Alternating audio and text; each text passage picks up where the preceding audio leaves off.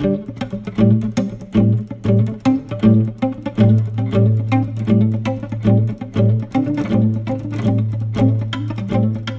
1 Coríntios capítulo 3, eu quero ler com os irmãos do versículo 1 ao versículo 4, 1 Coríntios 3, de 1 a 4. E eu, irmãos, não vos pude falar como a espirituais, mas como a carnais, como a meninos em Cristo.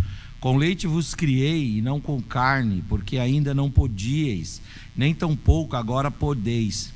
Porque ainda sois carnais, pois havendo entre vós inveja, contendas, dissensões, não sois porventura carnais e não andais ainda segundo os homens? Porque dizendo um, eu sou de Paulo, e outro, eu sou de Apolo, porventura isso não evidencia que sois carnais? Amém. No capítulo 3 de 1 Coríntios, o apóstolo São Paulo, ele utiliza 3 metáforas para falar sobre a igreja. E em cada uma destas metáforas, Paulo diz que a igreja procura atingir, em cada uma destas imagens, destes tipos, destas alegorias, destas metáforas, a igreja procura atingir uma finalidade. Quais são as metáforas que Paulo utiliza aqui? Quais são as alegorias que Paulo utiliza?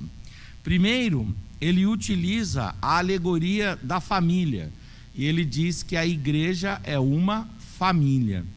E como família, a igreja ela tem uma finalidade, a igreja tem um fim, a igreja tem um escopo, a igreja tem um propósito. E o propósito da igreja, enquanto família, é chegar ao nível de maturidade.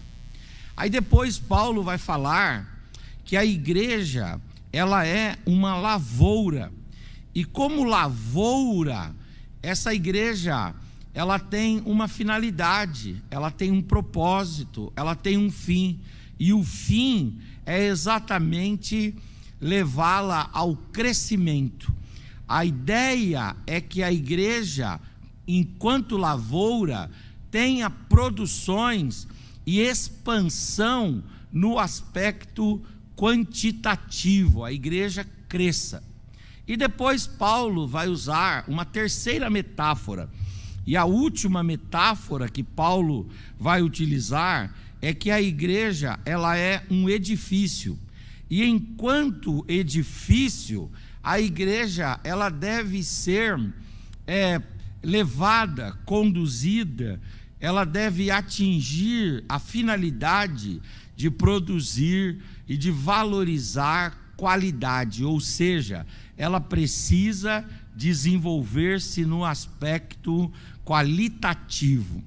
Então vamos começar com a igreja como uma família, e essa igreja como família é descrita aqui em 1 Coríntios, capítulo de número 3, quando Paulo vai falar para os irmãos que ele é o pai espiritual dos irmãos. 1 Coríntios 4,15, Paulo vai dizer assim: porque ainda que tivesseis 10.000 líderes, influenciadores, vocês não teríeis, contudo, muitos pais, porque pelo evangelho fui eu que vos gerei em Cristo.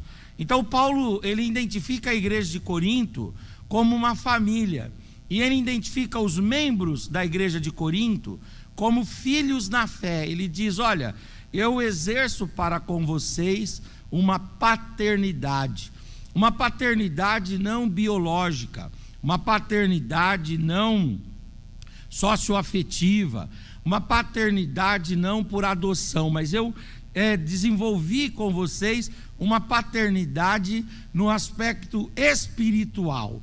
É muito interessante que nós não podemos ignorar esse fato de que cada um de nós aqui teve um pai espiritual. Quem é esse pai espiritual? É aquele que nos apresenta o evangelho, é aquele que nos apresenta Jesus, Por exemplo, o apóstolo São Pedro, ele chama João Marcos de o seu filho na fé. E o apóstolo São Paulo, em outro momento, vai dizer que Timóteo é seu filho também.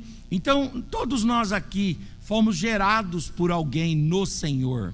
Eu não sei quem foi que apresentou o evangelho a você, mas essa pessoa que levou você ao conhecimento do evangelho, no aspecto bíblico, essa pessoa, ela exerce para com você uma paternidade não biológica, não socioafetiva, não por adoção, não no aspecto meramente humano, mas uma paternidade no aspecto espiritual.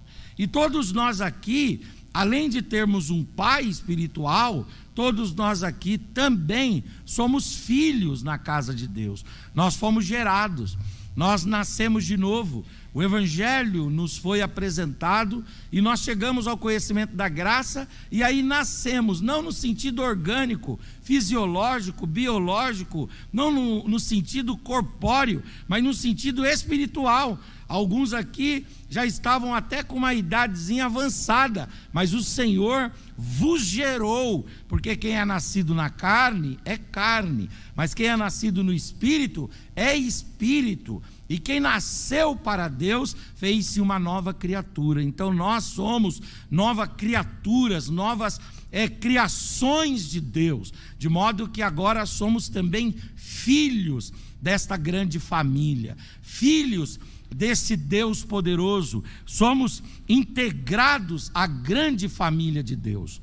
Agora o apóstolo São Paulo, ele vai dizer que ele não só gerou esses irmãos, por isso ele pode chamá-los de filhos, e por isso ele pode caracterizá-los como família, mas ele também diz que ele esteve com esses irmãos por 18 meses, cuidando destes irmãos. Isso não está aqui em 1 Coríntios, nós vamos ter que fazer uma análise lá em Atos 18, do 8 a 11, quando vai dizer: e Crispo, principal da sinagoga, creu no Senhor com toda a sua casa, e muitos dos moradores de Corinto, ouvindo-o, creram e foram batizados. E disse o Senhor em visão a Paulo: não temas, mas fala, não te cales, porque eu sou contigo, e ninguém lançará a mão de ti para te fazer mal, pois eu tenho muito povo aqui nessa cidade de Corinto. E então Paulo ficou ali na igreja recém-formada, com os seus filhos na fé, naquela família de Deus, ensinando. Ele ficou ali por 18 meses, ensinando entre eles a palavra de Deus. Há um adágio popular que diz que pai não é quem gera, mas pai é quem cria, ou pai é quem cuida.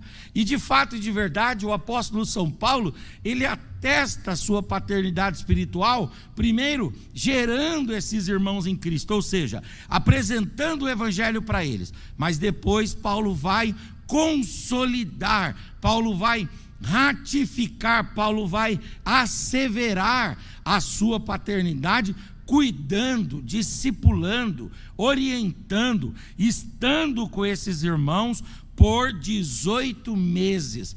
Não adianta a gente ganhar as pessoas para Jesus e depois entregá-las à própria sorte, entregá-las ao tempo, ao destino, à vida. Não, o correto na carreira cristã é que a gente ganhe alguém para Jesus e nós nos coloquemos do lado dessa pessoa e passemos um tempo num processo de criação, num processo de formação, num processo de catequização, num processo de cristianização, num processo de educação cristã dessa pessoa. Daí então nós vamos formar essa pessoa. Paulo faz isso, ele diz: vocês são família de Deus, primeiro porque eu vos gerei, e segundo porque eu tive com vocês por um tempo, educando e cuidando de vocês. Pois bem, agora quando Paulo está ali com eles por 18 meses, o que é que Paulo quer? Qual é a finalidade de Paulo para essa família de Deus? A finalidade de Paulo é levar os membros dessa família até a maturidade. Não uma maturidade fisiológica, não uma maturidade baseada na etariedade, mas uma maturidade baseada na emancipação espiritual. É um perigo quando nós não crescemos espiritualmente. E Paulo, então, ele insiste para que aqueles irmãos, por 18 meses, ele insiste para com aqueles irmãos, com o fim de que eles se tornem maduros. Agora é interessante que Paulo vai denunciar aqui quais são as marcas da imaturidade, quais são as marcas da infantilidade, quais são as marcas daqueles que são neófitos. E Paulo vai dar duas grandes marcas aqui que são próprias dos meninos na fé. E quais são estas marcas? Paulo vai dizer que aqueles que ainda são imaturos na fé vivem praticando obras más. E Paulo vai dar um rol de obras más que estes irmãos neófitos ainda continuam praticando. É próprio dos meninos espirituais, é próprio daqueles que são recém-nascidos, é próprio daquele que não desenvolveu-se na caminhada da fé ainda, praticar algumas obras más. É próprio dele cair em pecados, cultivar vícios, manter maus hábitos. É próprio daquele que é imaturo cometer pecados. Quando você vai caminhando na carreira da fé, muitos são os pecados que você comete, e é natural, é algo esperado que aquele que está ainda como menino na sua caminhada com Deus acabe cometendo obras más.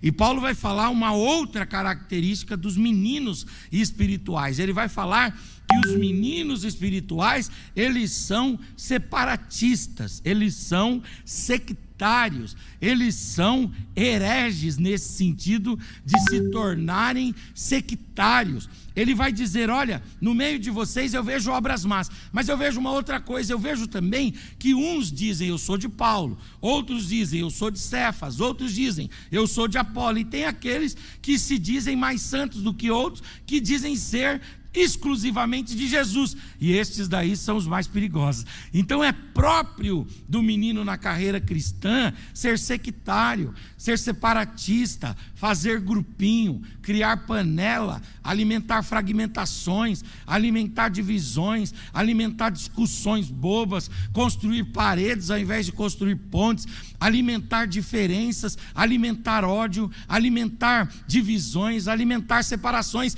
É próprio. Vejam bem que quando você vai se tornando mais maduro na vida, você vai se importando menos com determinadas confusões, e aquilo que as pessoas fazem uma confusão tremenda, você já superou há muitos anos. Mas os meninos na fé não, eles ficam agarrados às sectarizações, às separações, às preferências, às exclusividades, a este aspecto de fragmentar e de dividir a igreja. E aí, isso é marca da imaturidade.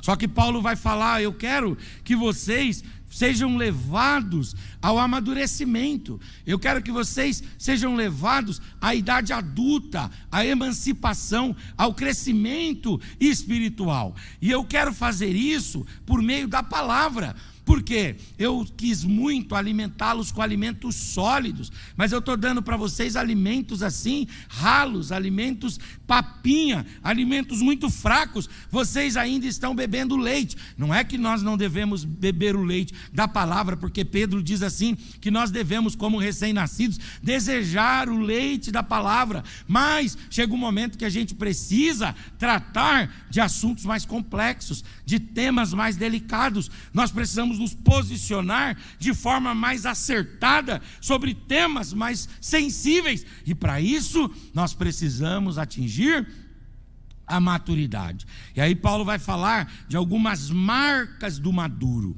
Primeiro, ele vai dizer que o maduro é aquele que aguenta comer alimento sólido. Essa igreja aqui não é uma igreja só da papinha. É claro que tem alguns irmãos aqui que estão no leitinho materno, tem alguns irmãos aqui que estão na cremogema, tem outros aqui que estão no Nesquik, tem outros aqui que estão, não é verdade? Vocês nem sabem o que é Nesquik, né, Fernando? Nesquik, que negócio ruim, né? Tem irmãos aqui que estão naquela papinha, sabe, de mandioquinha batida no liquidificador, mas tem outros aqui que já aguentam coisas mais sólidas. Então Paulo vai dizer, um sinal da maturidade é que se alimenta de coisas mais sólidas. E o que é se alimentar de coisas mais sólidas? Quer dizer, tratar à luz da teologia temas mais complexos, assuntos mais densos, profundidades que as Escrituras nos sugerem. Ora, eu fico pensando, pastor Denis, que a gente fica poupando a igreja, como se fosse para poupar, porque a gente diz assim, não, isso aí nós vamos tratar na escola dominical. Aí na escola dominical você tem geralmente o menor percentual de irmãos, então quer dizer que você amadurece uns e mantém a infantilidade em outros. Aí você diz, não, mas esse assunto ainda é pesado para a escola dominical, vamos tratar isso aí aonde? Vamos tratar isso aí na escola teológica, e na escola teológica é um grupo menor ainda. Então quer dizer, quando que a gente vai dar caldo grosso para a igreja? Quando que nós vamos discutir? Quando nós lemos os livros do Dr. David Martyn Lloyd-Jones, que era pastor, né, na abadia de Westminster, lá na Inglaterra, em Londres, ele dizia que nas quartas-feiras ele se reunia com um grupo de irmãos para um período de oração, e quando ele terminava a oração, ele abria a teologia sistemática e trazia a teologia sistemática para os irmãos. Foi isso que fez com que ele pastoreasse aquela igreja durante 30 anos, e ele tivesse membros lá que estavam lá quando ele chegou, e ele partiu e aqueles membros continuaram lá. Por quê? Porque ele dava para a igreja comidas, alimentos mais sólidos. Isso é próprio do maduro, conseguir se alimentar com alimentos mais sólidos. Outra coisa, aquele que é maduro, ele vai produzir um amor consciente. O que é o amor consciente? É um amor que não está baseado apenas naquilo que se sente, mas está baseado na consciência. Se nós ficarmos esperando que as pessoas que nos odeiam gerem para nós um bom sentimento, nós nunca vamos amá-las. Mas Paulo, ele fala que o maduro é aquele que ama de forma consciente, sem razão, sem motivo, mas ama porque tem consciência da necessidade de amar, da importância de amar e da sua vocação para amar. É isso. Então, quem é maduro ama de forma consciente. Uma outra coisa, quem é maduro, Paulo vai dizer, se apega com maior intensidade a uma vida ética e uma vida moral. Quanto mais maduro o sujeito, mais ele vai se preocupando em não viver pecando, e não viver falando que não deve, e não viver produzindo obras que não deve. Quem anda muito cometendo pecados e de forma despreocupada vivendo o pecado, não atingiu ainda um nível de maturidade espiritual. Mas aquele que já cresceu na fé, aquele que é família de Deus e que amadureceu na fé, vive preocupado com a sua vida moral e ética, se cobra, ouve o Espírito Santo, ouve a palavra de Deus, procura colocar contenções em torno de si mesmo para se proteger de quedas, procura se aliançar com pessoas de Deus para viver uma vida de justiça e de integridade. Isso é sinal de maturidade. E a última coisa que é sinal de maturidade é que aquele que é maduro em Deus, ele também é um indivíduo que ele se preocupa com o que o Senhor Jesus está fazendo aqui e agora. Mais do que se preocupar com os milagres que Jesus realizou e que estão descritos na Bíblia, 38 segundo alguma contagem, ele se preocupa, aquele que é maduro se preocupa com o ministério de Jesus atual. Jesus fez muitos milagres, serviu para aquelas pessoas, significou lições para nós, mas mais importante do que isso é o que Jesus está fazendo aqui e agora. Jesus está salvando agora, Jesus está perdoando agora, Jesus está reconciliando agora, Jesus está levantando o caído agora, Jesus está intercedendo por nós agora, Jesus está dentro de você agora. Jesus é o seu Senhor, o seu Salvador e o seu Deus aqui e agora. E é assim que nós devemos olhar. Então nós, como família de Deus, precisamos crescer no nível de maturidade. Deus vai dar maturidade para você. O apóstolo São Paulo diz assim: quando eu era menino, eu fazia as coisas de menino, agia como menino, falava como menino, mas agora eu amadureci e eu preciso interpretar essa nova fase da minha vida, esse novo tempo da minha vida, e eu preciso fazer isso comendo comida mais sólidas, eu preciso fazer isso vivendo um amor consciente, eu preciso fazer isso me preocupando em ter uma vida mais ética e proba que eu puder, e eu preciso fazer isso interagindo com Jesus, não apenas com Jesus histórico, não apenas com o que ele fez, mas com aquilo que ele está fazendo aqui e agora. E quando nós fazemos isso, nós tiramos a realidade da fé cristã apenas dos livros históricos e colocamos isso numa experiência pessoal, aleluias, numa experiência vívida, numa experiência atual para a glória do Senhor. Jesus está com você aqui e agora. Jesus está salvando aqui e agora. Procura andar com Jesus aqui e agora, porque esse é o sinal dos maduros. Segundo lugar, o apóstolo São Paulo vai falar da igreja como uma lavoura. E como lavoura, ele vai dizer que a igreja ela precisa ser conduzida ao crescimento. 1 Coríntios 3, 5 a 9 vai dizer assim: pois quem é Paulo e quem é Apolo, senão ministros pelos quais crestes, e conforme o que o Senhor deu a cada um. Aí ele vai dizer no versículo 6: eu plantei, Apolo regou, mas Deus é quem dá o crescimento. Por isso nem o que planta é alguma coisa, nem o que rega, mas Deus é quem dá o crescimento. Ora, o que planta e o que rega são um, mas cada um receberá o seu galardão segundo o seu trabalho, porque nós somos cooperadores de Deus, e vós sois lavouras de Deus e edifício de Deus. Então aqui Paulo está falando que a igreja ela precisa crescer no aspecto quantitativo. A igreja precisa multiplicar-se, a igreja precisa expandir. Esse é um desafio da igreja do Nazareno aqui em Barueri, é um desafio da igreja do Belém, é um desafio das nossas igrejas. A igreja ela precisa crescer. Nós estamos vibrando porque no Brasil nós temos 40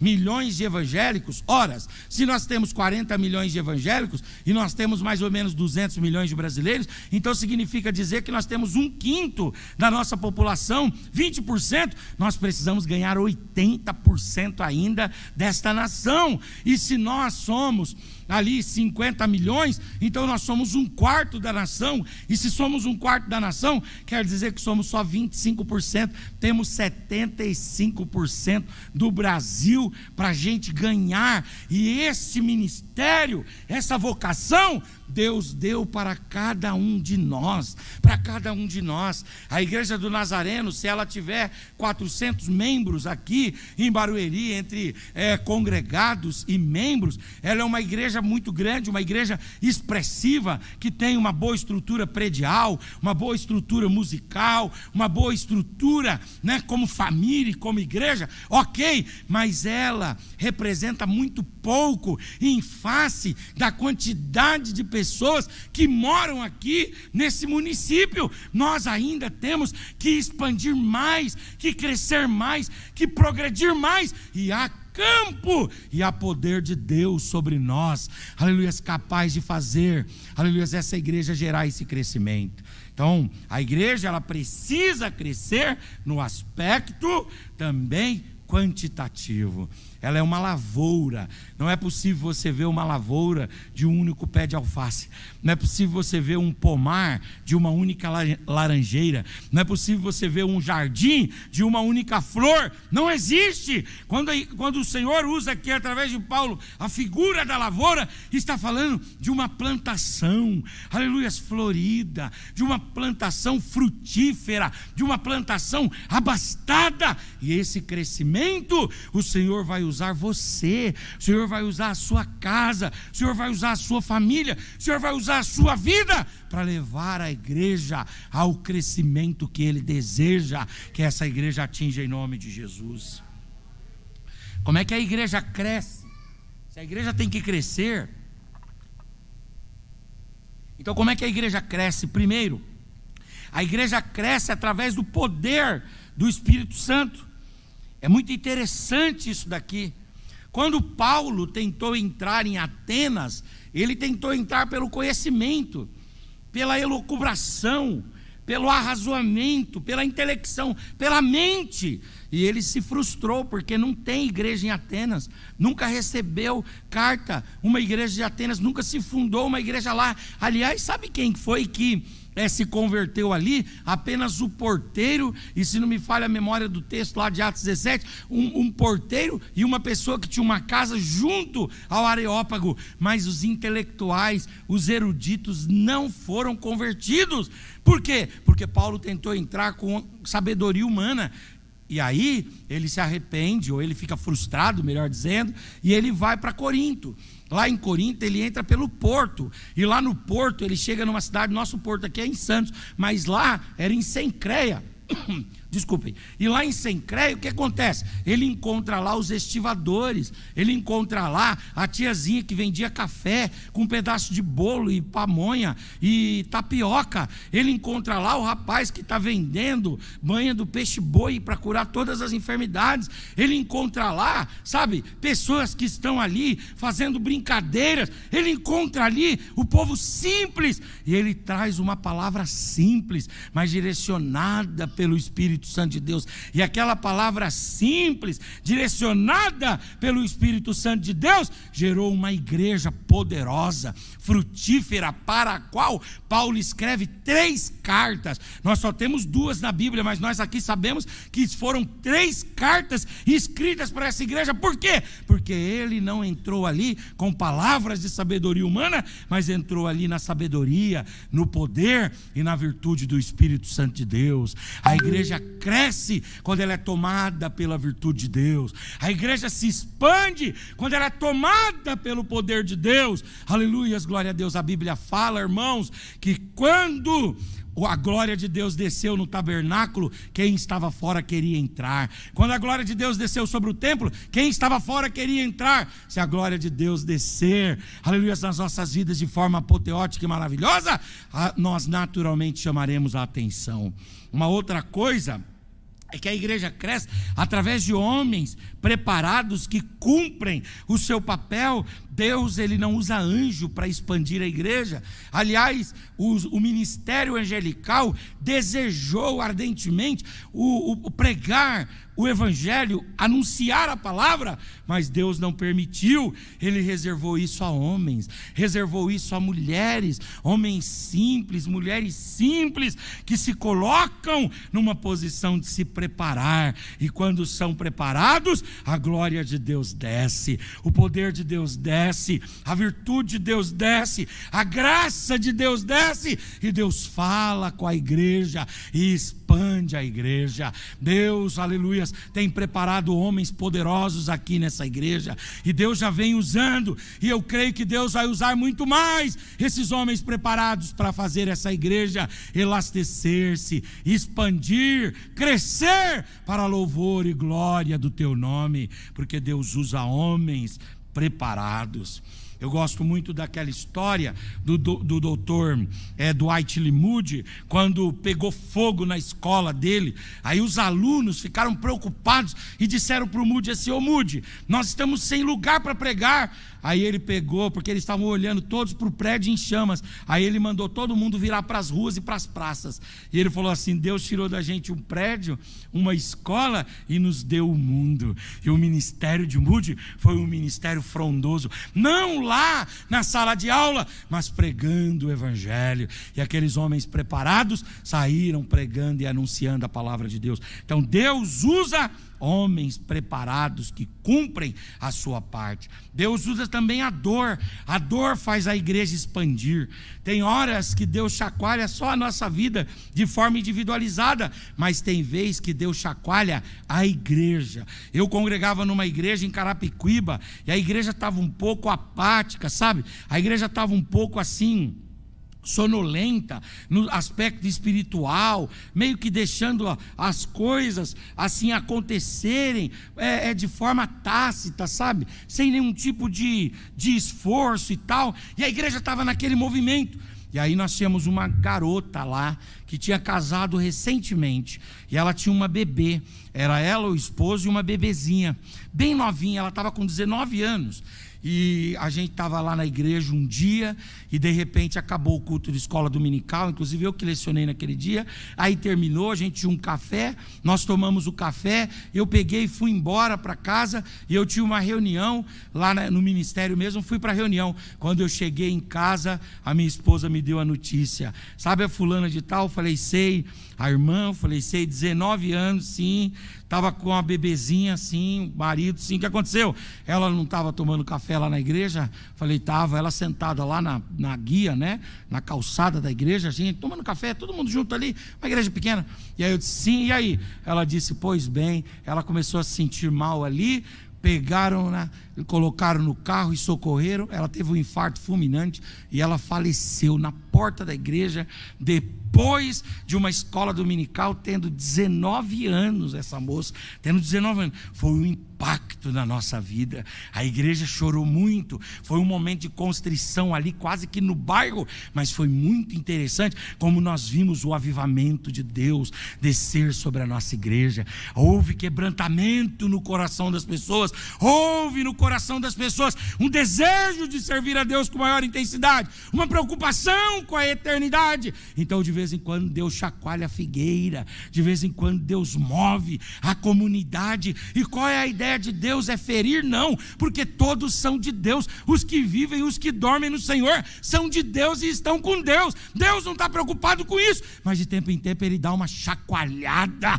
porque Ele sabe que por meio da dor a igreja desperta e a igreja cresce. Se não houvesse o martírio de Estevão, talvez a igreja estivesse em Jerusalém até hoje, quando já tinha uma ordem: vocês devem evangelizar em Jerusalém, Judeia, Samaria, até os confins da terra. Mas eles estavam só em Jerusalém. Aí o dia que Deus mandou uma perseguição, aquele povo se expandiu e o evangelho chegou até nós. Aleluia. Deus, Ele permite situações que causam algum trauma. Deus permite que as situações que movimentem toda a igreja. Os irmãos sabem o que a gente passou lá em Barueri há alguns anos, e por um lado foi um baque violento, mas por outros, pastor Denis, muitos irmãos que estavam parados, encostados, não estavam querendo saber de fazer nada, começaram a se agitar, a se movimentar, e Deus foi restaurando, e está num processo de restauração até hoje. O que isso nos ensina? Ensina que Deus move-se através da dor. Aleluia. Ele se agita através da dor e agita a igreja, e nesse agitar da igreja Deus faz a massa crescer. Um dos símbolos do evangelho na Bíblia é o fermento, e o fermento ele precisa de atrito, ele precisa de calor, e quando a massa está parada o fermento não expande, mas quando a massa é agitada o fermento expande, a massa expande, o evangelho cresce, a palavra de Deus é levada a outros rincões.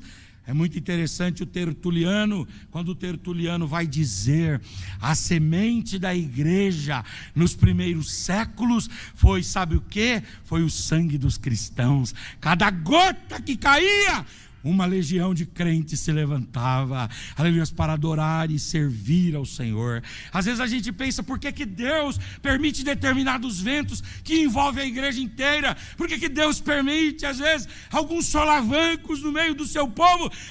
Deus tem propósitos com isso, Deus está no controle disso, e isso vai resultar em crescimento, isso vai resultar em expansão para a glória do Senhor. E aí a igreja ela cresce também quando ela tem estratégias próprias. Nem toda estratégia dá certo em todo lugar. Cada lugar é uma história, é um povo e é uma estratégia. Muitos pastores, pastor Antônio Carlos, se frustram, por quê? Porque eles estão dirigindo uma igreja e aí vem para outra igreja. Aí eles acham que os mesmos métodos que Deus usou lá são os métodos que Deus vai usar aqui. De jeito nenhum. Preste atenção. Para atravessar o Mar Vermelho, tocou e o mar abriu, acabou. E para atravessar o Jordão, pega a arca, canta um hino, chama os levitas, toca na água, anda até a metade, monta um punhado de pedra no meio, depois Deus vai abrir o rio. Deus tem estratégias diferentes para os lugares diferentes, mas a estratégia que é a de Deus, se ela for colocada em prática, ela gera resultados para a glória do Senhor. Levante a sua mão, por gentileza. Deus vai dar estratégias novas para você. Deus vai trazer criatividade e iluminação para você. E isso vai trazer crescimento na sua vida em todas as áreas, para louvor e glória do Senhor. E aí nós temos aqui um terceiro e último para concluir, dentro do tempo que o pastor Denis me deu. A igreja, ela não é só uma família, porque como família ela tem que ir ao amadurecimento. A igreja não é só uma lavoura, porque como lavoura ela tem que ir ao crescimento. A igreja também é um edifício, e como edifício a igreja tem que ter qualidade. É muito interessante como no finalzinho o apóstolo São Paulo vai falar que a igreja tem que desenvolver qualidade. Quando você entra numa construção, a primeira coisa que você olha é a qualidade da fundação, a qualidade do vigamento, a qualidade da estrutura, a qualidade do acabamento, a qualidade das peças que foram instaladas. Você olha para a qualidade te impressiona, e às vezes a qualidade é maior até do que você pode suportar. Eu não sei se eu já contei para vocês, um dia eu fui fazer uma reunião num cliente, e construção chique aquela, viu? Era num prédio desses aí de Alphaville. E aí quando eu entrei, eu gordinho, estou sempre suando, entrei, pedi para ir no banheiro, aí tirei meu blazer. E o que eu fiz? Peguei o blazer, não tinha lugar para pendurar no banheiro, eu ia dar uma limpada no rosto e tal. Aí eu fui lá e falei assim, vou colocar aqui rapidinho. E fui lá, coloquei assim em cima da pia do lavatório, sabe? O que aconteceu? Aquilo era elétrico, automático, sei lá. Eu sei que começou a cair.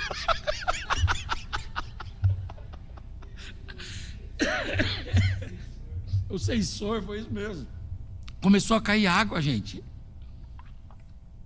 Bom, eu fiquei numa situação muito difícil, porque eu estava só com o rosto suado, sabe? Aí eu fui para a reunião encostado assim na parede, assim, ó. E foi interessante, que aí o pessoal falou, senta aqui, eles queriam que eu sentasse no meio, sabe? Todo mundo ia passar nas minhas costas. Eu, não, vou sentar lá. Eu fui lá pro cantão para sentar lá. Mas eles perceberam, aí depois uma outra vez eu fui lá e falou, como é que você molhou todo esse terno? Eu não sei. Na verdade eu expliquei para eles. Então assim, quando você vai numa construção, você olha a qualidade. A igreja é um lugar de qualidade também. Aleluia, glória a Deus. Eu vejo o esmero dos irmãos aqui, e isso é muito bonito. A gente entrar aqui e ter uma qualidade predial maravilhosa. Aleluia, glória a Deus. Uma igreja bonita, pintada, bem conservada. Aleluia, agora os irmãos fizeram uma obra aqui, ó. Linda essa obra. Esse telão que vocês colocaram aqui, suspenderam aqui o forro. Que coisa maravilhosa. Eu tenho 170 quilos, eu sento nessa cadeira, não fico com medo de cair, não é verdade? É um alívio, porque eu já caí de muita cadeira, que os irmãos vêm querendo expulsar demônio de mim, e eu sento aqui com dignidade. Você vai pregar, você tem um pedestal, um púlpito bonito. Isso é qualidade predial, qualidade estrutural. Parabéns, não se desanimem em investir na qualidade dessa igreja, porque isso vai voltar para a vida dos irmãos. Aquilo que vocês investem na obra de Deus, Deus faz voltar para a vida de cada um dos irmãos.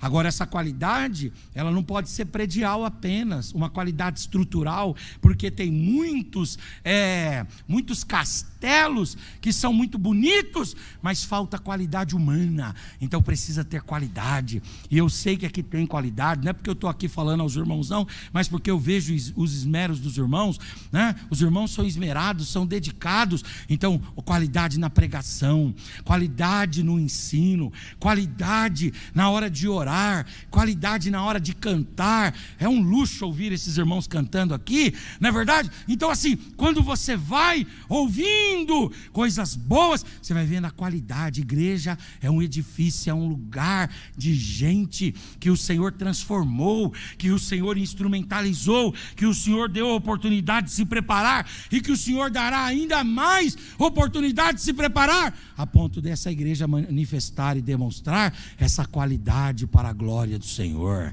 Qualidade entre as crianças, aleluia, as crianças educadas, aleluia, as crianças obedientes. Qualidade entre os adolescentes que não se acostumam e não se amoldam a este mundo, mas transformam esse mundo pela transformação do Evangelho. Isso tem a ver com a qualidade entre os jovens, aleluia, que não falam besteira, que quando vão falar, falam a palavra de Deus, anunciam o Evangelho de Deus. Quando vão sonhar, não sonham apenas segundo os rudimentos desse mundo, mas sonham também segundo Deus. Qualidade entre as irmãs, mulheres sábias, que edificam as famílias, que cuidam dos filhos, que são boas amigas, boas conselheiras. Qualidade entre os irmãos, aleluia, que são companheiros, que são amigos, que são irmãos de verdade, que lutam para deixar toda a diferença de lado e servir a um Deus vivo e poderoso com integridade. Qualidade, aleluia, no rebanho.